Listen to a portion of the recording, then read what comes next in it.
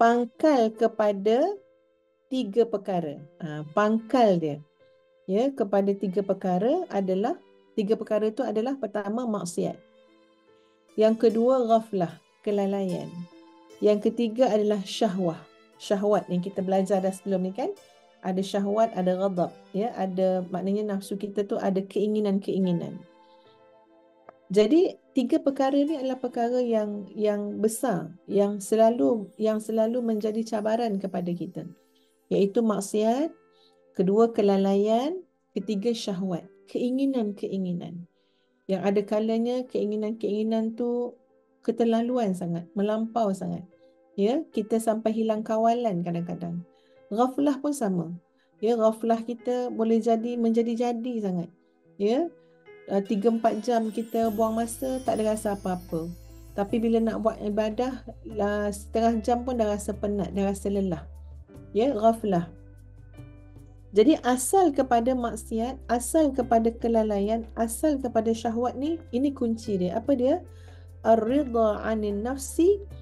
Kita selalu redha dengan nafsu kita. Kita bersifat menurut je, patuh je, ya, bersangka baik je dengan nafsu kita ni. Jadi kerana nafsu kita tu kita berikan dia peranan ataupun kuasa untuk menguasai diri kita, ya, maka berlakulah maksiat, berlakulah ghaflah dan berlakulah syahwah. Sama juga dengan asal kepada 3 perkara. Apa dia? Ta'atin, ketaatan, yaqzatin, sentiasa sedar, wa'ifatin, iaitu kesucian. Ya, kesucian jiwa.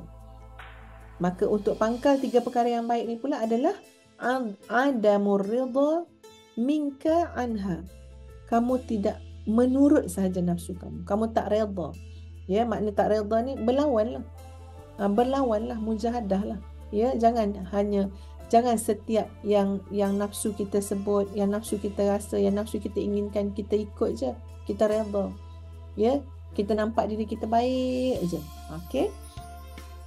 Lanjutan daripada tu, maksud yang bawah pula adalah dan keadaan kamu bersahabat dengan orang jahil, tapi orang jahil itu bukan penurut hawa nafsunya, maka persahabatan kamu dengan orang tu lebih baik daripada kamu bersahabat dengan orang yang banyak pengetahuannya tapi dia seorang penurut nafsu. Ya, dia ikut segala kemahuan dia.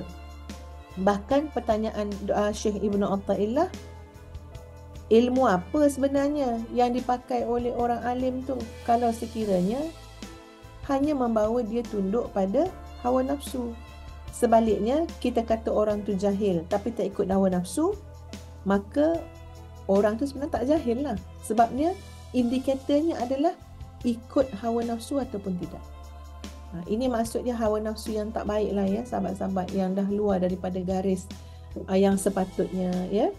Jadi ini adalah satu gambaran daripada Syekh Ibnu Athaillah As-Sakandari bahawa perjalanan kita, ya, menuju Allah Subhanahu Wa Taala ini, kita memang sepanjang masa, hampir sepanjang masa, pertarungan kita adalah dengan dalaman diri kita sendiri. Yang ni kita kena sedar. Orang luar tak merosakkan kita sepanjang masa. Ya, kalau kita masih ada pertahanan yang kuat kat dalam. Kalau kita mendinding diri, kalau kita menjaga diri, apa sangatlah yang orang luar boleh rosakkan kita. Kita memanglah kita boleh gariskan faktor-faktor luaran dan sebagainya, tapi ingat, ya, bahawa masalah ataupun cabaran yang paling besar adalah dalaman kita.